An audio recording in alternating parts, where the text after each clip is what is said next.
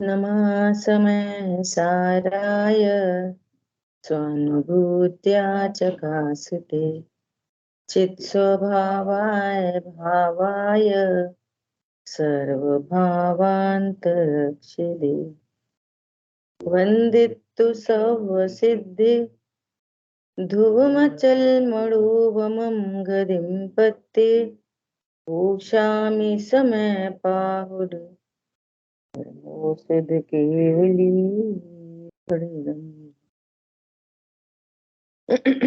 समय सार जी ग्रंथादिराज हम लोग कुंद कुंद आचार्य देव रचित परिशिष्ट पर स्वाध्याय कर रहे हैं और परिशिष्ट का पहला ही श्लोक अपना स्वाध्याय में है।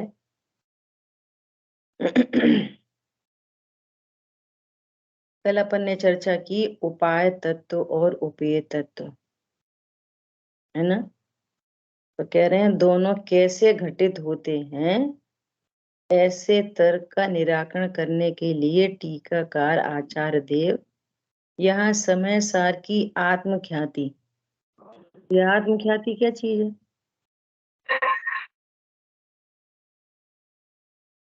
आत्मख्याति क्या चीज है?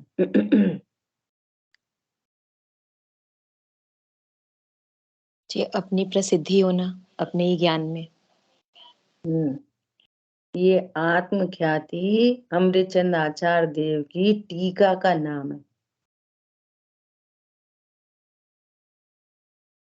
कुंद कुंद आचार्य देव का ये ग्रंथ का क्या नाम है? समय सार। और अमृतचंद आचार्य देव की टीका का नाम है आत्मख्याति। अन्य अन्य ग्रंथों की टीका के नाम थे तत्व प्रदीपिका। ये एक एक टीका के नाम है ना। तो ये आत्मख्याति टीका और वो जो भाववाची संज्ञा है वो तो है ही है, भाई मेरे ज्ञान में मेरी प्रसिद्धि हो, है ना, ऐसा। तो ये आत्मख्याति टीका, देखो लिखा है ना, आत्मख्याति टीका के अंत में परिशिष्ट रूप से कुछ कहते हैं। इसमें प्रथम श्लोक इस प्रकार है, कल अपन ने श्लोक पढ़ा था। यहाँ स्यादवाद की शुद्धि के लिए वस्तु तत्व की व्यवस्था और एक ही ज्ञान में उपाय उपेयत्व कैसे घटित होता है यह बतलाने के लिए उपाय उपेय भाव का जरा फिर से भी विचार करते हैं। ठीक है, अभी देखो, वस्तु का स्वरूप सामान्य विशेषात्मक अनेक धर्म स्वरूप होने से वह स्यादवाद से ही सिद्ध होता है। क्या बोल रहे हैं? वस्तु का स्वरूप कैसा होता है? प्रत्येक वस्तु का स्वरूप सामान्य विशेषात्मक होता है।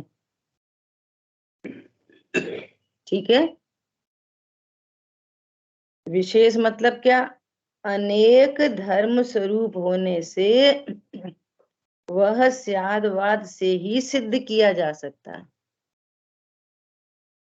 अनेक धर्म स्वरूप है। कल दृष्टांत लिया था कि वो जो स्त्री है वो अनेक धर्म स्वरूप है, उसकी स्यादवाद से ही सिद्धि की जा सकती है। कोई सर्वथा लगाए कि ये तो सर्वथा मेरी पत्नी है, तो ऐसा ऐसी तो स्त्री है नहीं, सामान्य विशेषात्मक है। सामान्य स्त्री स्त्री स्त्री स्त्री स्त्री, ये सामान्य, और विशेष उसमें अनेक धर्म है। अब ये स्यादवाद से घटित होंगे, सर्वथा नहीं लगा सकते। ये सर्वथा पत्नी है, नहीं, पत्नी भी है, बहन भी है, मौसी भी है, चाची भी है, बहू भी है, सास भी है, सब है। तो कहेंगे स्त्री एक है और सब है। तो ये एक अनेकता ख्याल में नहीं आती लोगों को। अरे वस्तु सामान्य विशेषात्मक ही होती है, विश्व की प्रत्येक वस्तु सामान्य विशेषात्मक है।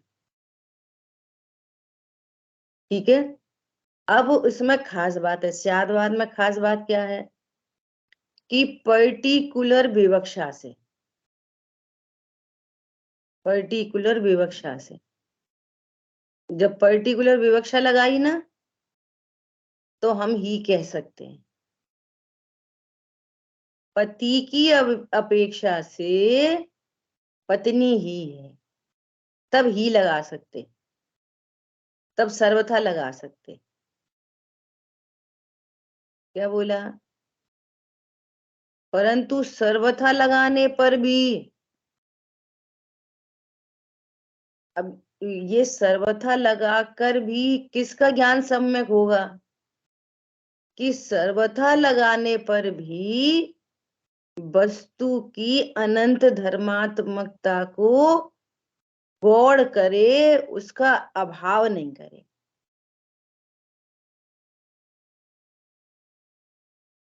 ये कहा सर्वथा लगाने पर भी ये पति की अपेक्षा पत्नी ही है, सर्वथा पत्नी ही है पति की अपेक्षा। ऐसा सर्वथा बोलने पर भी अनेकांतता है, और यही सच्चा स्यादवाद है।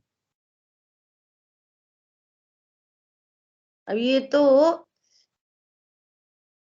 तो जीवों की समस्या है कि वो ही और भी का अर्थ नहीं समझ पाए। ये तो हमारी तुम्हारी समस्या है, ये तो अज्ञान की समस्या है, वस्तु की समस्या नहीं है। वस्तु तो भी ऐसी है। सर्वथा बोला ना कि आत्मा ज्ञान मात्र ही है, सर्वथा बोल दिया। उसका मतलब है कि अन्य की तो नास्ती हो गई, कि कर्ता नहीं है, जिनमें ज्ञान नहीं है उनकी तो हो गई नास्ती। परंतु ज्ञान मात्र ही है कहने पर ज्ञान के साथ रहने वाले और अनंत धर्मों की नास्ती नहीं हुई है। इसका नाम ही सच्चा ज्ञान है। आत्मा कुछ नहीं करता, या तो ऐसे कोई कुछ नहीं करता, या तो फिर मात्र जानता ही है। मात्र जानना मेरा काम, मात्र जानना मेरा काम मतलब जिनमें ज्ञान नहीं वो मैं नहीं, और मैं मात्र जानता हूं, करता नहीं, उनकी तो नास्ती, और अपने में रहने वाले अनंत धर्मों की अस्थि इंक्लूडेड है।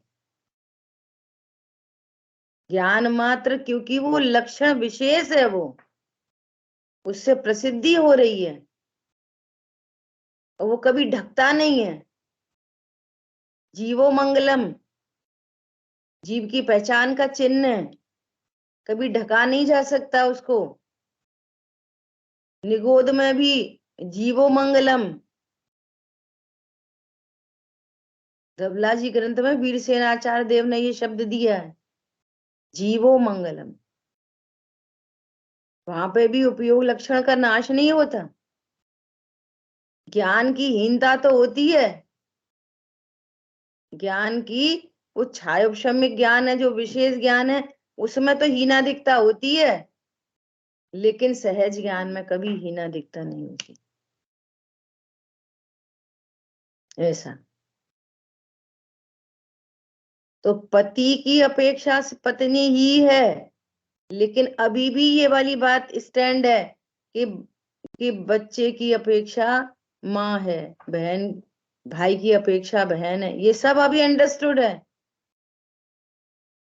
और पति की अपेक्षा पत्नी ही है, पति की अपेक्षा माता बहन भाभी आदि आदि नहीं है, उनकी हो गई नास्ती, और साथ में रहने वाले अनंत धर्मों की हो गई स्वीकृति। उसमें कोई विरोध नहीं आता स्यादवाद में, विरोध तो ना समझी से आ रहा है। विरोध किससे आ रहा है? समझते नहीं है इसलिए विरोध आ रहा है। ठीक है, कठिन तो नहीं पड़ रही। क्लियर है, सरल है, कोई दिक्कत नहीं है। तो क्या कह रहे हैं, वस्तु का स्वरूप सामान्य विशेषात्मक अनेक धर्म स्वरूप होने से वह स्यादवाद से ही सिद्ध किया जा सकता है। आपको अपेक्षा ही लगानी पड़ेगी। बच्चा खड़ा है, अब बोलो कि ये कौन है? अरे अपना ही बच्चा है, हमारा ही बच्चा है, उसको पहले से पता है।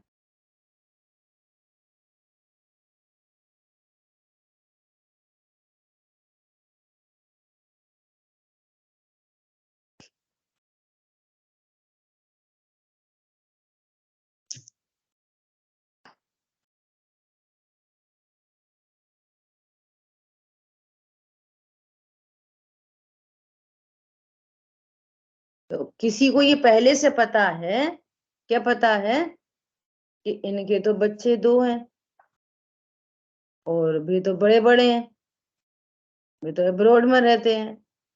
ये बच्चा कौन है? समझ में आ गई ना?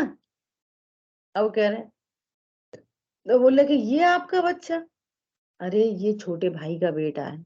अपेक्षा बता दी, क्लियर हो गई। ये है अपेक्षा। स्यादवाद से वस्तु स्वरूप क्लियर होता है। स्यादवाद वस्तु में नहीं है, वस्तु को समझने की कथन पद्धति है। क्या बोला? ठीक है, देखो, इसी प्रकार स्यादवाद की शुद्धता, प्रामाणिकता, सत्यता, निर्दोषता, निर्मलता, अद्वितीयता सिद्ध करने के लिए इस परिशिष्ट में वस्तु स्वरूप का विचार किया जाता है। स्यादवाद की शुद्धता के लिए मतलब हमारे ज्ञान में स्यादवाद तो शुद्ध ही है, हमारे ज्ञान में शुद्धता आए, हमारे ज्ञान में प्रमाणिक हो। जैसा कहते हैं ना कि यहाँ जैन शासन तो परीक्षा प्रधानी है, यहाँ तो भगवान की परीक्षा होती है। भगवान की परीक्षा नहीं होती, अपने ज्ञान में परीक्षा होती है। ओहो, देव तो ऐसे ही हो सकते हैं। ये कह रहे हैं सर्वज्ञता और वीतरागता, तो सर्वज्ञता कैसे हो सकती है? तो हम अपने ज्ञान में परीक्षा करते हैं, उनकी परीक्षा नहीं करते। इज राइट और रॉन्ग, ये परीक्षा नहीं है। वे तो सर्वज्ञ वीतरागी ही हैं। अब तुम परीक्षा करो अपने ज्ञान में से, तुम्हारा ज्ञान प्रमाणिक हो। ऐसा इसमें यह भी बताया जाएगा कि इस शास्त्र में आत्मा को ज्ञान मात्र कहा है, फिर भी स्यादवाद के साथ विरोध नहीं आता। परिशिष्ट में क्या बताया जाएगा कि कुंद कुंद आचार्य देव पूरे समय सार में ज्ञान मात्र कहते आए, तो भी स्यादवाद की सिद्धि होती है, विरोध नहीं आता। व्यक्त लक्षण की अपेक्षा से, व्यक्त लक्षण की अपेक्षा से आत्मा ज्ञान मात्र ऐसा कहा, इससे दो काम हो गए, पर की नास्ती हो गई और अपने में रहने वाले अनंत धर्मों की हस्ती है। यही स्यादवाद है और ये अनेकांतमयी वस्तु को सिद्ध करता है। स्यादवाद क्यों है? बोलो, स्यादवाद की क्या जरूरत पड़ रही है? क्योंकि प्रतु वस्तु अनंत धर्मात्मक है, उसको एक साथ कहा नहीं जा सकता। वस्तु सामान्य विशेषात्मक है, वस्तु में दो पहलू हैं, द्रव्य स्वभाव, पर्याय स्वभाव। उसके दोनों पहलुओं को समझने के लिए स्यादवाद की आवश्यकता पड़ती है। ऐसा बहुत बहुत लोग ऐसे होते हैं, ये दादा ही बोलते थे, दादा कि एक व्यक्ति उसको स्वाध्याय करते करते 50 साल हो गए, लेकिन ये कंसेप्ट उसको पकड़ में नहीं आया कि राग आदि भावों को पुद्गल का क्यों कहा, और अपेक्षा नहीं समझी, इसलिए वो हौच पौच होती रहती ज्ञान में। और जब वो पकड़ नहीं पाता ना, तो अनध्यवसाय में चला जाता है। अब ठीक है, होता होगा। और ये अनध्यवसाय वाला ज्ञान फिर धीरे धीरे निशंक हो जाता है, मिथ्यात्व का ही सेवन चलता रहता है। और जो शंकाशील होता है वो एक बार को पकड़ लेता है, संशय वाला होता है ना, ऐसा है कि ऐसा है, ऐसा है कि ऐसा है, अपन पता करके ही रहेंगे कि ऐसा है कि ऐसा है। वो अनध्यवसाय में चला जाए तो अब ठीक है, होता होगा। समझ आई बात? अब क्यों नहीं कभी तो राग आदि को जीव का कहते। अब ये स्यादवाद शैली है, एक अपेक्षा से जीव का कहते, और उसकी निश्चित अपेक्षा है, निश्चित अपेक्षा अदली बदली नहीं जा सकती, निश्चित अपेक्षा है। और कभी राग को पुद्गल का कहते, उसकी भी निश्चित अपेक्षा है। अब निश्चित अपेक्षा नहीं पता चल रही, और फिर प्रयोजन की सिद्धि, जीव का कहें तो भी प्रयोजन की सिद्धि होती है, और पुद्गल का कहें तो भी प्रयोजन की सिद्धि होती है। दोनों से होती है कि हाँ, दोनों से होती है, तो मैं इस्तेमाल करना आना चाहिए। थोड़ी सी चर्चा कर ले रहे। जीव का इसलिए कहते हैं कि जीव को पता चले कि ये मेरी मिसिंग है, मेरी मिस्टेक है, मेरी गलती से हो रहा है, इसलिए जीव का कहते। जीव की परिणति में हो रहा है, इसलिए जीव का कहते।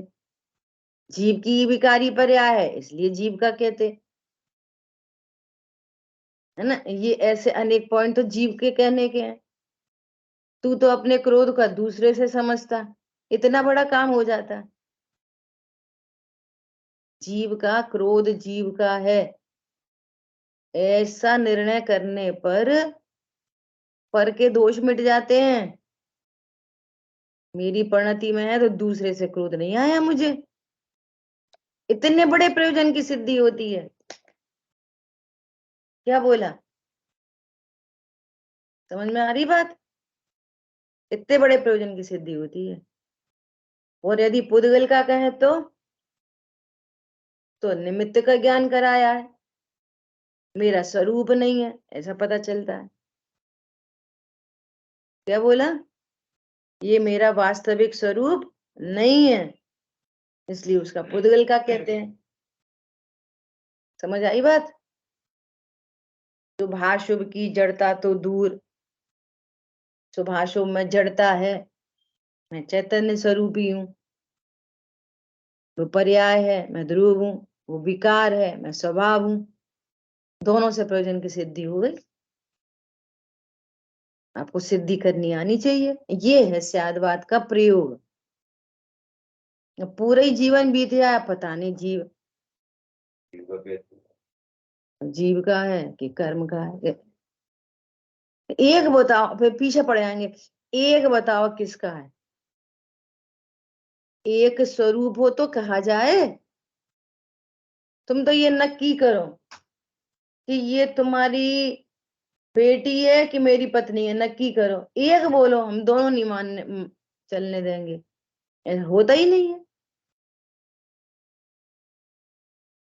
ऐसा प्रयोजन की सिद्धि की जाती है, दोनों से प्रयोजन की सिद्धि होती है। ठीक है, तो यहाँ पर कह रहे हैं इसमें यह भी बताया जाएगा कि शास्त्र में आत्मा को ज्ञान मात्र कहा है, फिर भी स्यादवाद के साथ विरोध नहीं आता। और दूसरे एक ही ज्ञान में साधकत्व तथा साधत्व कैसे बन सकता है, यह समझाने के लिए आत्मा के उपाय उपेय भाव का, अर्थात साधक साधक साध्य भाव का भी इस परिशिष्ट में विचार किया जाएगा। ये उन्होंने परिशिष्ट में क्या बात आएगी इसका परिचय दे दिया। कल अपन ने बात की थी कि उपाय उपेय तत्व एक तो हो गया साधक, साधक साधन बोल दो, साधक को साधन बोल दो, साधन और साध्य। साधन क्या है? ज्ञान। और साध्य क्या है? भगवान आत्मा। तो भी दोनों अलग अलग हैं कि एक ही? अब देखो, जब ज्ञायक को सामान्य कहेंगे, साध्य है सामान्य, तब ज्ञान क्या है? विशेष। ज्ञायक सामान्य, तब ज्ञान क्या है? विशेष। देखो सामान्य विशेष कैसे घटित होंगे? और जब सहज ज्ञान को सामान्य कहेंगे तो छायाक्षमिक ज्ञान को विशेष कहेंगे। अगली बात समझ में, कल भी बात आई थी, एक ज्ञान में ज्ञान का ही सामान्य और ज्ञान का ही विशेष, ऐसा। जब सामान्य किसको कहना है? ध्रुव को। तो ज्ञान को क्या बोलेंगे? विशेष। तो इस विशेष ज्ञान के द्वारा, और सुनो बहुत गजब की बात, ये जो पूरा वस्तु स्वरूप समझ रहे हैं ना,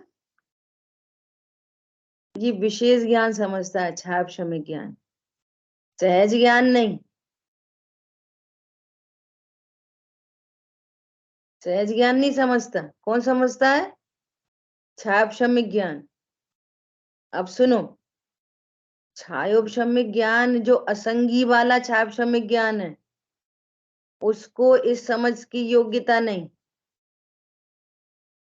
असंगियों तक, एक इंद्री, दो इंद्री, तीन इंद्री, चार इंद्री, असंगी पंचेंद्री।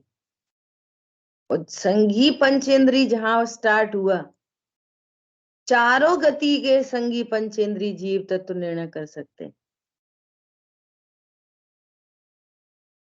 अच्छा, अब जैन में भी सब मंदिर आते, सभी छायाक्षमिक ज्ञान के धारी, पर्टिकुलर जो स्वाध्याय में उपयोग को लगाएं,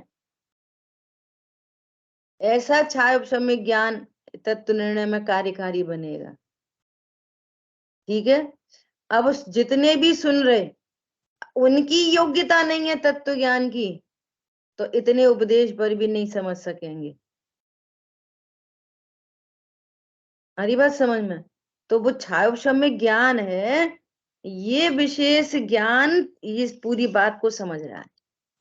कैसे समझ रहा है? समझाने से नहीं, उपाय उपेय तत्व एक में ही घटित होते, उसकी योग्यता और यहाँ उपदेश,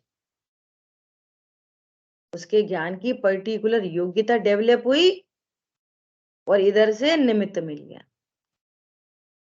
ऐसा। तो ये विशेष ज्ञान स्वाध्याय के माध्यम से, समय सार जी के पठन पाठन से, वो ज्ञान में ये समझ डेवलप होती है, ये सच्ची समझ आती है कि मैं विशेष ज्ञान नहीं, मैं सहज ज्ञान हूं, सामान्य। मैं कौन हूं? विशेष नहीं, ये तो कर्माधीन है। विशेष ज्ञान तो घटने बढ़ने वाला है।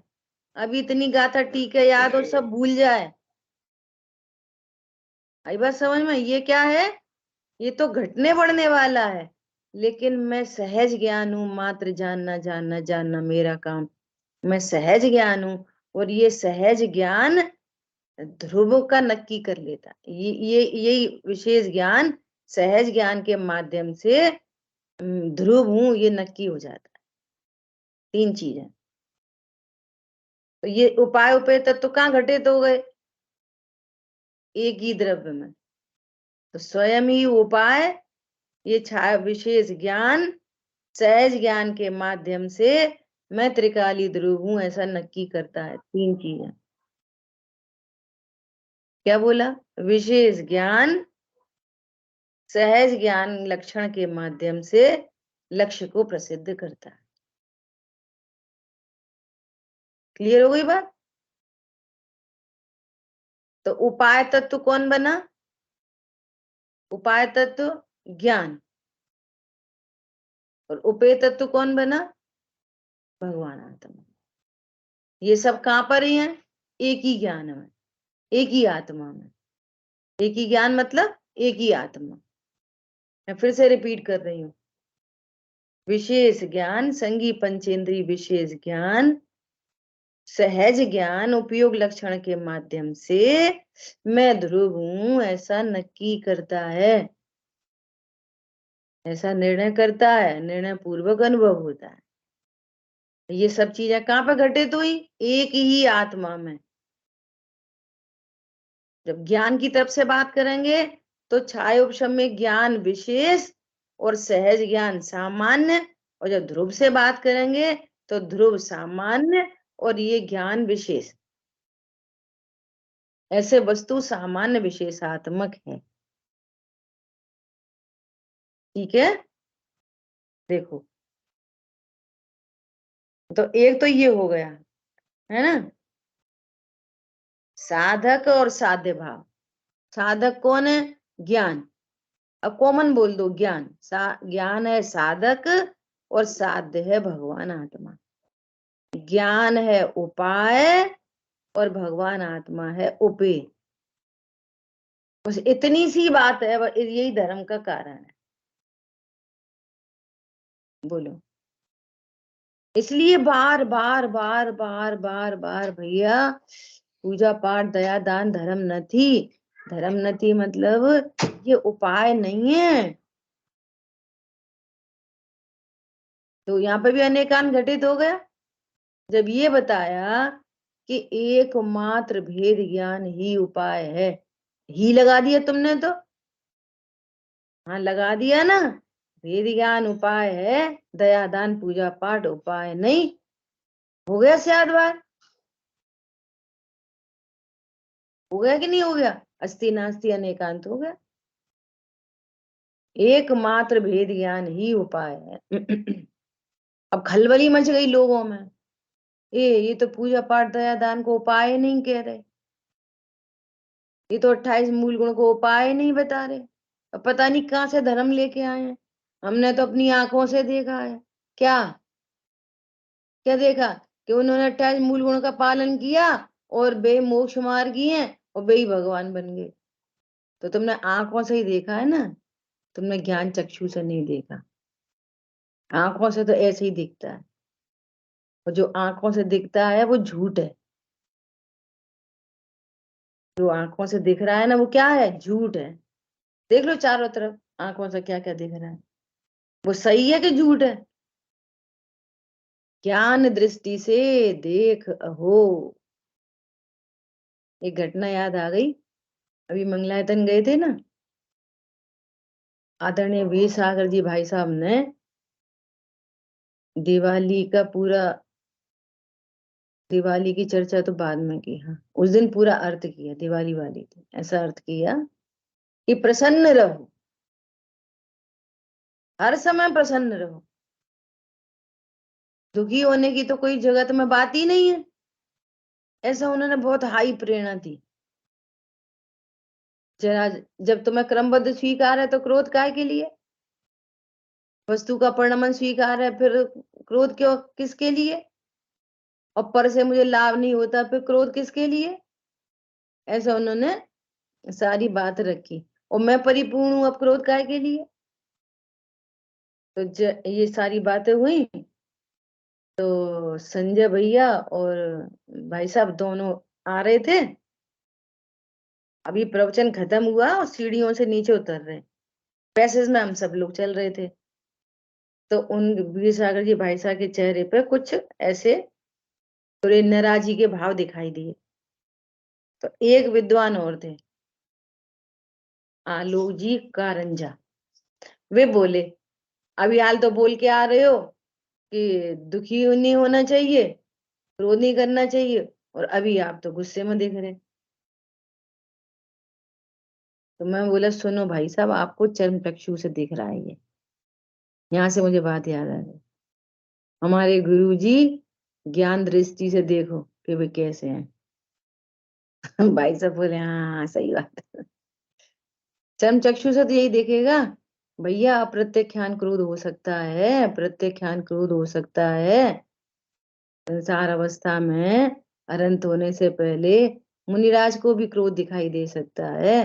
परंतु जिन शासन में तो वो क्रोध ही नहीं है, जिसको पूरी दुनिया क्रोध कहती है। समझ में आ रही है बात? वो क्रोध नहीं है। क्रोध तो पर द्रव्यों में इष्टनिष्ट की कल्पना को क्रोध कहते हैं। आत्मा की अरुचि को क्रोध कहते हैं। शांति से बैठा हो चुपचाप, जो कुछ भी बोल दो, गाली दे दो, बुरा कह दो, कुछ नहीं बोले, खाने को जो कह दे दो वो खा ले, पहनने को जो दे दो वो पहन ले, वो शांत बैठा दिखाई दे, तो वो जिन शासन उसको अनंत क्रोधी कहती है। तुम्हें तो आंखों से दिख रहा है, चर्म चक्षु से, क्या जी कितने शांत स्वभावी हैं, शांत स्वभावी है। इन्हें तो कितनी समता है, साम्य स्वरूप पता नहीं है, समता किधर से आएगी? तो चर्म चक्षु से तो जो दिख रहा है ना वो झूठ झूठ है। कहाँ के लिए दृष्टांत दिया ये कि हम तो आंखों से देख रहे हैं, 28 मूल गुण उपाय हैं। नहीं भैया, वो देह की क्रिया है, वो आत्मा में घटित नहीं होती। ऐसा उपाय उपेय तत्व घटित नहीं होता, एक ज्ञान में ही दोनों घटित होते हैं। क्या समझ में आया? एक क्रिया शरीर की और एक क्रिया आत्मा की, तो शरीर की क्रिया आत्मा के लिए उपाय बनेगी, बनेगी? नहीं बन सकती। विकारी परिणाम, ये शुभ अशुभ भाव, शुभ भाव आत्मा के लिए उपाय बनेगा नहीं प्रभु, भेद ज्ञान उपाय बनेगा। भेद ज्ञान उपाय है, और और भगवान आत्मा उपेय। ठीक है? अब किसी को थोड़ा फर्क महसूस हुआ? कल बोला था ज्ञान लक्षण उपाय और लक्ष्य उपेय, और अभी अपन बोल रहे हैं भेद ज्ञान उपाय, भगवान आत्मा उपेय। कुछ फर्क लगा? भेद ज्ञान उपयोग लक्षण नहीं है, भेद ज्ञान संगी पंचेंद्री छाया श्रमिक ज्ञान है, वो विशेष ज्ञान है। कौन समझ में आया? कुछ फर्क लगा नहीं लगा? पहले चर्चा कर ली अपन ने, तब ये वाली बात बोली है। पहले चर्चा कर ली तब ये वाली बात बोली है क्या? छायोपशमिक ज्ञान विशेष, ये संगी पंचेंद्री ज्ञान विशेष और उपयोग लक्षण सामान्य। तो छायोपशमिक ज्ञान के माध्यम से उपयोग लक्षण के द्वारा, उपयोग लक्षण के द्वारा, तो उपयोग लक्षण हुआ साधन, उपयोग लक्षण के द्वारा शब्द आ रहा है ना, उपयोग लक्षण के द्वारा मैं भगवान आत्मा हूं ऐसा निर्णय होता है। कहाँ पे? छायोपशमिक ज्ञान में। तो एक एंगल से उपयोग लक्षण उपाय और भगवान आत्मा उपेय, और दूसरे एंगल से भेद विज्ञान उपाय और भगवान आत्मा उपेय। अभी एक तीसरा एंगल और बचा है। इतना क्लियर हुआ तो अपन आगे बढ़े। अब सुनो, एक होता है साध्य, क्योंकि ये जिनागम में आपको ये शब्द सुनने मिलेंगे, विद्वानों से सुनने मिलेंगे। अपन को क्लियर हो तो अपन स्यादवाद शैली से समझ जाएंगे तुरंत, कोई टेंशन ही नहीं। हर विवाद का हल हो सकता स्यादवाद के द्वारा। क्या कहा? हर विवाद का हल हो सकता। घर गृहस्थी में भी जो झंझट है ना, वो स्यादवाद को नहीं समझने के ही। हमने तो ऐसे कही थी, हमारी तो बात कोई सुनता ही नहीं है। अरे तब दूसरे कंडीशन थी, अब दूसरी कंडीशन है। तब दूसरी अपेक्षा थी, अब दूसरी अपेक्षा है। इतना ब्रॉड माइंड रखो ना। स्यादवादी ब्रॉड माइंडेड होता है। स्यादवादी का दूसरा नाम है ब्रॉड माइंडेड। संकीर्ण बुद्धि वाले दूसरी अपेक्षाओं को स्वीकार नहीं कर पाते, तो फिर झगड़ा करते रहते हैं। फिर झगड़ा दूसरे से नहीं, अपने से ही, खुद से ही झगड़ा करते रहते हैं। ऐसा थोड़ी, मैं तो सुनी नहीं, वो ऐसा था, ऐसा ही करते, वैसे ही करते। अरे कर कैसे लेते? योग्यता नहीं है क्या? कर कैसे लेते? हमने ही नहीं मानी इसलिए ऐसा हो गया, तुम्हारी कैसे मान लेते? परमन को स्वीकार नहीं थी तुम्हारी बात मानना। बोलो कितना आनंद का मार्ग है।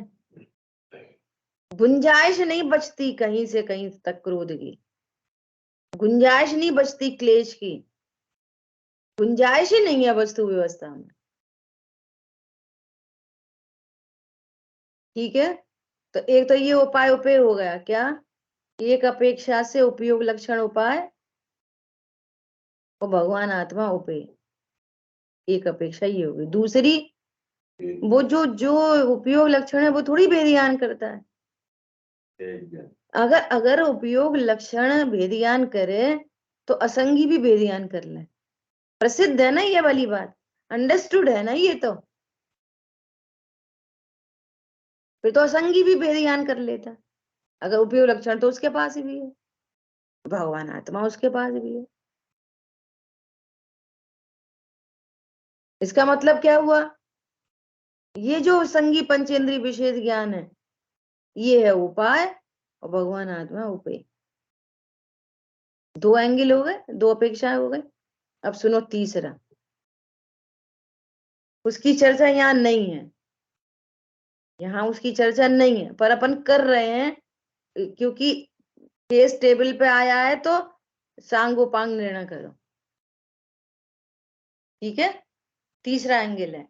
आपको जैनागम में या विद्वानों से ये सुनने मिलेगा, एक होता है साध्य और एक है साध्य अवस्था। एक क्या है? साध्य। साध्य है शुद्धात्मा और साध्य अवस्था है सिद्ध। साध्य अवस्था है, वो अवस्था, ध्रुव नहीं। वो क्या है? साध्य अवस्था। कैसे? अशरीरी सिद्ध भगवान, आदर्श तुम्ही मेरे। वे आदर्श है ना हमारे। आदर्श मतलब ओहो मेरी ऐसी दशा जैसी तुम धारी है। तो वे साध्य हो गए कि नहीं हो गए? प्रकट करने योग्य उपाधि, पूर्ण प्रकट करने योग्य उपाधि, ये साध्य अवस्था है हमारी। क्या? अब वो साध्य अवस्था है ना, अगर उस साध्य के एंगल से बात करेंगे तो वो है उपेय और उसका उपाय है रत्नत्रय। ये भेद ज्ञान जिसकी चर्चा कर ली, उसका उपाय कौन है? रत्नत्रय। अभी भी उसका उपाय 28 मूल गुण नहीं, ये भी एक ही में घटित हो रहे हैं। क्या बोला? ये जो तीसरे नंबर का उपाय उपेय है साध्य अवस्था वाला, ये भी एक ही में घटित हो रहे हैं। ये भी दो द्रव्यों में घटित नहीं हो रहे कि देव मिले, कि गुरु मिले, कि शास्त्र मिले, कि शरीर की क्रिया हो, कि ऐसा हो कि वैसा हो। रत्नत्रय प्रकट हुए तो रत्नत्रय उपाय और साध्य अवस्था उपेय, ये तीसरे नंबर का है। और अगर अपन इसमें एक और विवक्षा देखें तो जिसको भेदियान कहा था ना, तो भेदियान ही तो रत्नत्रय। ये बात समझ में आई? भेदियान ही रत्नत्रय। कौन बता सकेगा भेदियान रत्नत्रय? बोलो। हाँ अंजलि जी बोलो, आप तो सिर हिला रहे। भेद ज्ञान ही रत्नत्रय, बोलो। जी मैं अशरीरी हूँ, भगवान आत्मा हूँ, यही भेद विज्ञान है। पर में कोई इष्ट अनिष्ट की कल्पना ना होना। नहीं, हाँ जी। भेद ज्ञान ही रत्नत्रय, रत्नत्रय शब्द बोल रही हूं मैं। भेद ज्ञान रत्नत्रय कैसे, प्रश्न ये है। जी, क्योंकि वो संवर निर्जरा पूर्वक है और जो मोक्ष मार्ग है। जो कह रहे हो वो सही है, पर जो प्रश्न है उसका आंसर नहीं है ये। बोलो, भेद ज्ञान ही रत्नत्रय है, निधि बोलो। जी, भेद विज्ञान जो उपाय है उसी से ही रत्नत्रय प्रकट होंगे। थोड़ा नजदीक आया। देखो, भेद ज्ञान रत्नत्रय मतलब जब भेद ज्ञान होता है ना, तो वो कभी अकेला नहीं होता। भेद ज्ञान हुआ तो वहां सम्यक दर्शन भी हुआ, सम्यक चारित्र भी हुआ, वो हो गया मोक्ष मार्ग। समझ आई बात? कोई ऐसा बोले भेद ज्ञान तो हो गया, हमें सम्यक दर्शन नहीं हुआ, भेद ज्ञान तो हो गया, सम्यक चारित्र नहीं हुआ। अरे जहाँ भेद ज्ञान हुआ वहां एक समय में अनंत पर्याय एक साथ उत्पन्न होती हैं। ज्ञान समय सम्यक बना आया, श्रद्धा में भी आया, चारित्र में भी आया, पुरुषार्थ में भी आया, अनंत गुणों की शुद्ध पर्याय प्रकट हुई। तो भेद ज्ञान बोलेंगे ऐसा पंडित साहब बोलते, लोग ऐसा कहते अकेले ज्ञान, ज्ञान से क्या होता, अकेले ज्ञान, अरे ज्ञान कभी अकेला होता ही नहीं। ज्ञान अकेला होता है क्या? पुद्गल में अकेले स्पर्श, स्पर्श से क्या होता? पुद्गल में अकेला स्पर्श होता है क्या? रस गंध वर्ण सब होते हैं और सबकी पर्याय होती है, प्रति समय होती है। ठीक है, तो मोक्ष मार्ग उपाय और वो साध्य अवस्था, वहां अवस्था लेनी पड़ेगी।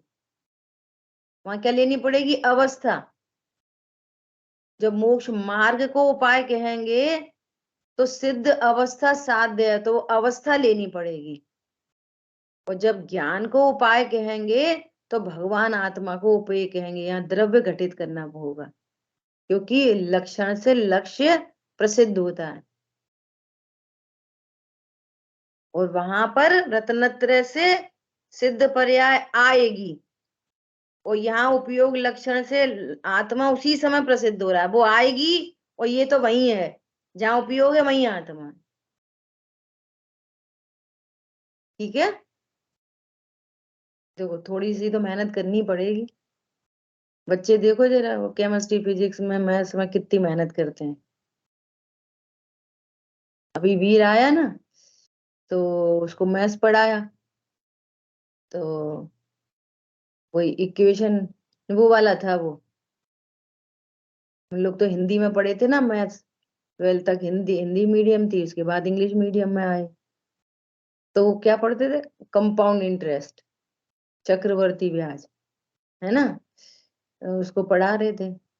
अब उस समझ में नहीं आ रही, फिर इक्वेशन बना बना के बता रहे, तो कितनी मेहनत करते हैं।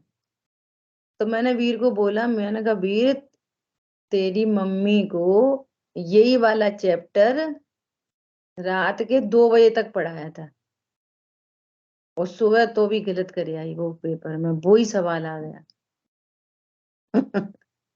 समझ में आई? कितनी मेहनत करते हैं, नहीं समझ में आती फिर पढ़ते हैं, नहीं समझ में आती। और ये ऐसी विडंबना है कि उस एजुकेशन का फल शून्य है, ये नहीं समझ में पड़ रही है।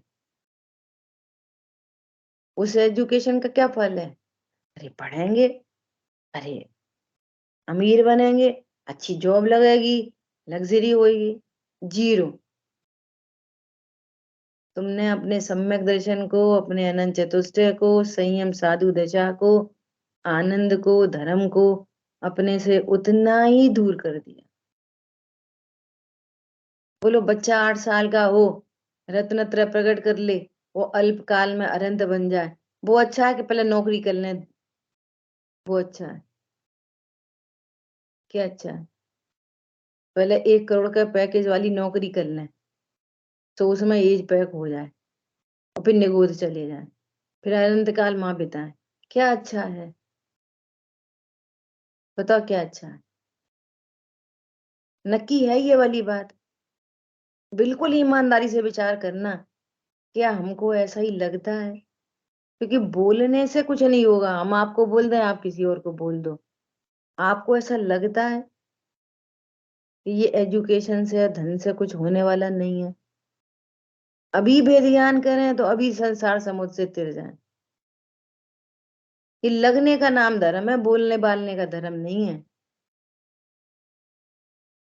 हम आपको, हमें कोई ने सुना दी, हम आपको सुना दें, आप किसी और को सुना दो, और लग यही रहा कि धन के बिना कैसे चलेगा। लग यही ना, नहीं बेटा तुम सीए बनना, भगवान नहीं बनना। मंगलायतन में पढ़ाई भगवान बनने की है, सुमा सुन सुन लो, बनेंगे तो हम सीए ही, बनेंगे तो हम मैनेजर ही, करना तो हमें यही है।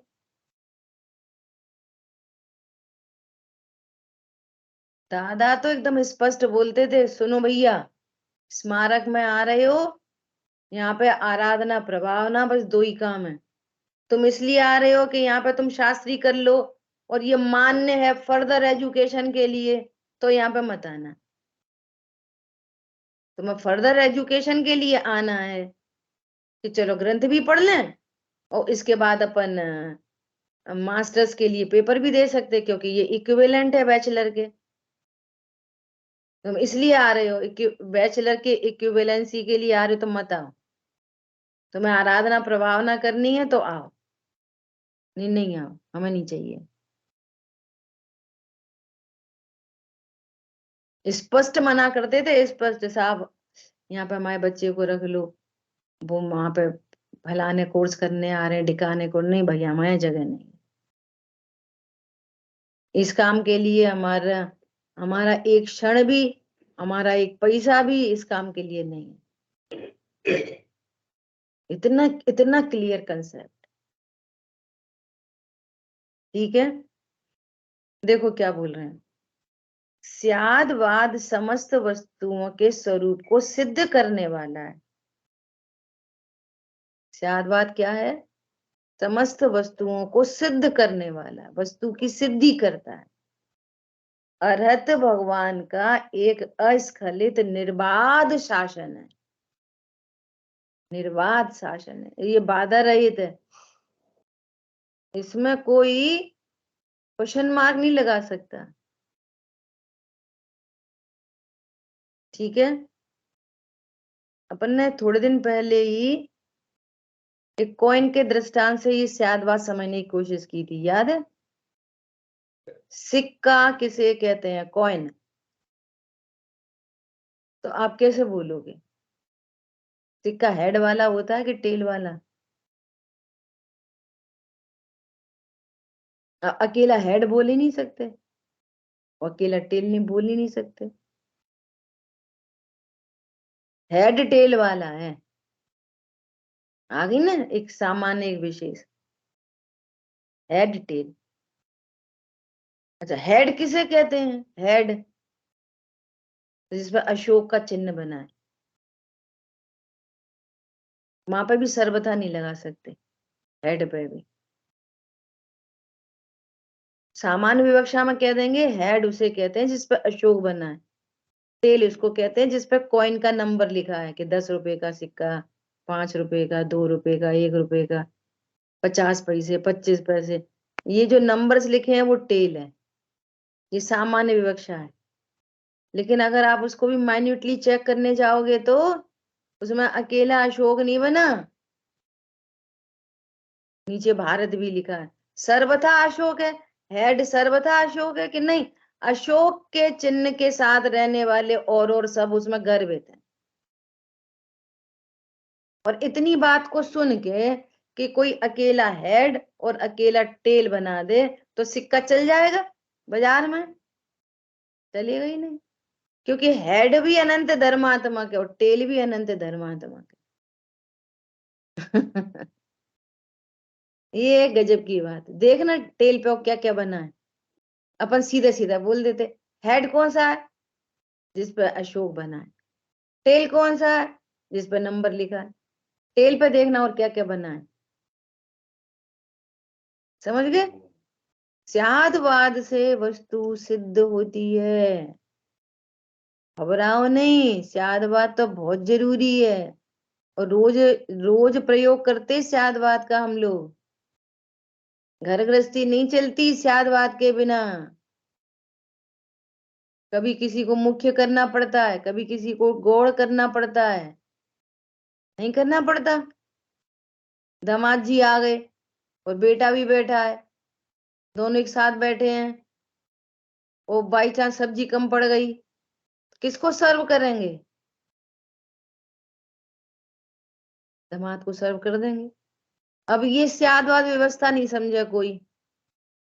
हम तो सेवा करते तुम्हारी, हम तो तुम्हारे साथ रहते, तुम तो हमें चाहते ही नहीं, उन्हीं उन्हीं को कर रहे, वे आ जाएंगे क्या यहाँ पे, वे कुछ कर जाएंगे, अरे झगड़ा स्यादवाद। अरे सब्जी नहीं थी, उनको मुख्य किया है। ऐसा ऐसा ऐसे लोग बोलते तुम्हें तो दूसरों को ही खिलाने का शौक है, दूसरों को भर भर के खिलाते हो, हमें खिलाते नहीं हो। स्यादवाद नहीं समझे, ये क्लेश है। हमारे पिताजी कहते बेटा घर में खाया किन्ने जाना, तुम सोना खाओ। अरे अतिथि अतिथि देवो भव, हमें अतिथि आए तो उसको बहुत मान सम्मान से रखो। तुम घर में सोना खाते हो, सामने वाला है तो उसे खिचड़ी खिला दो और बिना सम्मान के खिला दो। समझ में आ रही है? ये मुख्य गौड़ की व्यवस्था नहीं है। अरे कोई अतिथि है तो उसको सम्मान करो, उनके सम्मान से तुम्हारा सम्मान है। कम बुद्धि वाले क्या समझते, अजय आए ना तो कुछ भी खिला दो, समोसे तो अपन कल बनाएंगे, जलेबी तो चले जाएंगे तब बनाएंगे। तो तुम अपना असम्मान कर रहे हो, उनका नहीं, अपना। वो ये हीन ज्ञान में, तुच्छ ज्ञान में ये बातें समझ ही नहीं पड़ती। क्यों? समझाने से समझ नहीं आता, जब समझे तो स्वयं समझ जाता। आदिनाथ समझाया और मारीची बोराया। ऐसे सुनकर भी निर्णय से बाहर के जीव बोरा ही जाते हैं बस। ये स्यादवाद के बिना, घर गृहस्थी भी स्यादवाद के बिना चल नहीं सकती। आपको मुख्य गौड़ करना ही पड़ता है। बोलो। जूस बनाया, वो दौड़ दौड़ के बच्चा आया, दौड़ा दौड़ा, बोला मुझे पीना है, मुझे पीना है, मुझे पीना है। किसको दोगे, बच्चे को कि बड़े को? तो एक कंडीशन ऐसी बनेगी, अरे आप रहने दो, वो बच्चे को दे दो। एक कंडीशन ऐसी बनेगी, और दूसरी कंडीशन ऐसी बनेगी कि अगर उनको तबीयत ठीक नहीं है और कोई रोग शोग हुआ है या बच्चा जिद कर रहा है, तो भी बच्चे को गौड़ करके फिर उसको देना होगा। तो ये मुख्य गौड़ नहीं चलाओगे क्या घर में? बोलो। नहीं, अब सर्वथा लगा दो, सर्वथा बच्चे को ही देना है, ऐसा काम चलेगा? जरूरत तो इधर है, उसको कैसे दे दें? अब वो बहुत ही रोए, रोता रहे, समझाने की कोशिश की जाएगी, ये दिया यहाँ जाएगा। नहीं, सर्वथा बड़े को ही देना है, सर्वथा लगा ही नहीं सकते। सर्वथा से तो कोई काम नहीं होता, दूध में से मक्खन नहीं निकलता सर्वथा से। एक को गौड़, एक को मुख्य, एक को गौड़, एक को मुख्य, चल नहीं सकते। कभी राइट हैंड आगे, कभी लेफ्ट हैंड आगे, वो सॉरी फीट आगे, चलना कैसे होएगा? कभी किसको आगे बढ़ाएंगे, इसको पीछे रखेंगे, उसको आगे बढ़ाएंगे। बोलो। मक्खन नहीं निकलता, स्यादवाद के बिना मक्खन नहीं निकलता। जहां हट है, जहां विरोध है, जहां क्लेश है, आप समझ लेना यहाँ एकांत का ही दोष है। जिसने एकांत किया वो हैरान हुआ, हम ही बड़े, अरे तुम ही थोड़ी बड़े, तुमसे बड़े और भी हैं, तुमसे छोटे और भी हैं।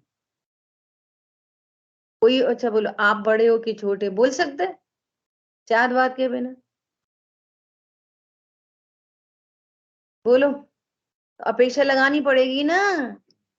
ऐसे हर बात में अपेक्षा लगाना सीख जाओगे तो आना। अच्छा अच्छा, उस टाइम आपने इस अपेक्षा से ये वाली बात की थी। मैंने साक्षात ऐसे लोग देखे हैं जो बात करते हैं, खुद की बात की अपेक्षा नहीं पता होती, आखिर हम ये क्यों कह रहे हैं। ये समझ लो इसमें से पूरा जीवन उपयोगी बातें निकल के आ रही हैं। खुद ही बोल रहे हैं, ये नहीं पता हम ही क्यों बोल रहे हैं। अच्छा बताओ, ये वाली बात क्यों कह रहे बस ये क्या बात हुई, कह रहे बस, कह रहे बस। खुद ही बताओ ना क्यों कह रहे। उसमें कोई लॉजिक है, उसके पीछे कोई विवक्षा है, वो कोई हितकारी बात है तो सर्वमान्य होएगी। खुद ही को नहीं पता क्यों कह रहे, तो हमने इतनी पूछ ली तो जामे का परेशानी हो गई। अरे क्यों पूछ ली, ये सेंटेंस फॉर्मेशन क्यों है, क्यों पूछी ये वाली बात, उसके पीछे का हेतु बोलो। वैसे ही पूछ ली, वैसे ही कह दी। लौकिक जीवन में ही ऐसे ही वैसे ही चलेगा, ये तत्व ज्ञान कैसे करेंगे। पॉइंट पकड़ में आ रहा है। इसलिए ये बहुत ही महत्वपूर्ण है, बहुत ही महत्वपूर्ण। तो यहाँ पर दो बातें आएंगी। क्या बातें आएंगी? एक तो वस्तु स्वरूप की सिद्धि, नंबर 2 प्रयोजन की सिद्धि। सबसे पहले वस्तु स्वरूप की सिद्धि, वेरी वेरी वेरी इंपॉर्टेंट। तुम वस्तु स्वरूप की ही सिद्धि नहीं कर पाओगे, एक द्रव्य को दूसरे द्रव्य में मिलाओगे, वस्तु के दोनों पड़कों को नहीं जानोगे, सामान्य विशेषात्मक, तो वस्तु ही तुम्हारे ज्ञान में नहीं है। जिन्होंने वस्तु की भी सिद्धि कर ली, तो वस्तु की सिद्धि होने से भी काम पूरा नहीं होगा, पूरा होगा प्रयोजन की सिद्धि। पूरा किससे होएगा? प्रयोजन की सिद्धि से। ठीक है, ये दो बातें आएंगी। देखो क्या कह रहे हैं। स्याद्वाद समस्त वस्तुओं के स्वरूप को सिद्ध करने वाला अरहंत भगवान का एक अस्खलित निर्बाध शासन है। यह स्याद्वाद सब अनेकांतात्मक है, इस प्रकार उपदेश करता है क्योंकि समस्त वस्तु अनेकांत स्वभाव वाली होती है। स्याद्वाद करे क्या? वस्तु यानी अनंत धर्मात्मा है। कह नहीं सकते ना, एक तो कह नहीं सकते क्योंकि वस्तु में अनंत धर्म है। ठीक है, सर्व वस्तुएं अनेकांत स्वरूप हैं, इस प्रकार जो स्याद्वाद कहता है सो वह असत्यार्थ कल्पना से नहीं कहता, परंतु जैसा वस्तु का अनेकांत स्वभाव है वैसा ही कहता है। ठीक है, समय अपना हुआ है, एक लाइन पढ़ते बस जो विषय चल रहा है। यहाँ आत्मा नामक वस्तु को ज्ञान मात्रता से उपदेश करने पर भी स्याद्वाद का कोप नहीं है, कोप नहीं है। ज्ञान मात्र कहा तो अन्य की हो गई नास्ति, और ज्ञान के साथ रहने वाले अनंत धर्मों की हो गई अस्थि।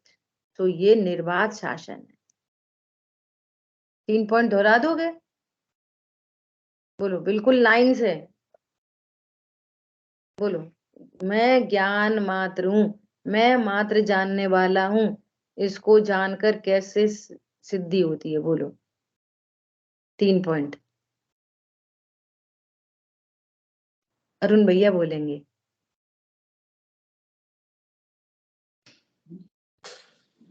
मैं ज्ञान मात्र हूँ, अर्थात जिसमें ज्ञान नहीं वो मैं नहीं। मैं ज्ञान मात्र हूँ, इसका अर्थ है मैं करने वाला नहीं। मैं ज्ञान मात्र हूँ, इसका अर्थ है ये मेरे में प्रवेश नहीं करते, मैं बढ़िया, उस रूप नहीं होता। बहुत बढ़िया, एकदम ऐसा प्रॉपर चाहिए। किसी और ने भी इधर आर जे करके कौन है, रूमी है या कौन है? किसी और ने भी अनम्यूट किया था, बोलो, आप बोलो। मैं ज्ञान मात्र हूँ, जिसमें ज्ञान नहीं वो मैं नहीं। मैं ज्ञान मात्र हूँ, मैं करने वाला नहीं। मैं ज्ञान मात्र हूँ, जिसको जानता हूँ उस रूप नहीं होता, इसलिए मैं शुद्ध हूँ। एकदम ऐसा चाहिए, एकदम व्यवस्थित, एक एक शब्द मोतियों से जड़े हुए। यही रत्न है बेटा अपने, पता है, एकदम सुव्यवस्थित। ठीक है, शेष चर्चा अपन आगे करें। जिन वाणी के ज्ञान से सूझे लोकालो, तो वाणी मस्तक नमो सदा देत हूँ दो। बोलिए द्वाशांग मई जिनवाणी माता की जय हो। जय जिनेन्द्र सभी को। जय जिनेन्द्र। कल इन 3 पॉइंट को दोहराने के लिए मधु और मीनल बहन जी 2 लोग तैयार रहेंगे। ठीक है, मैं तो अभी भी बोल दूंगी। ठीक है। जय जिनेन्द्र सभी को।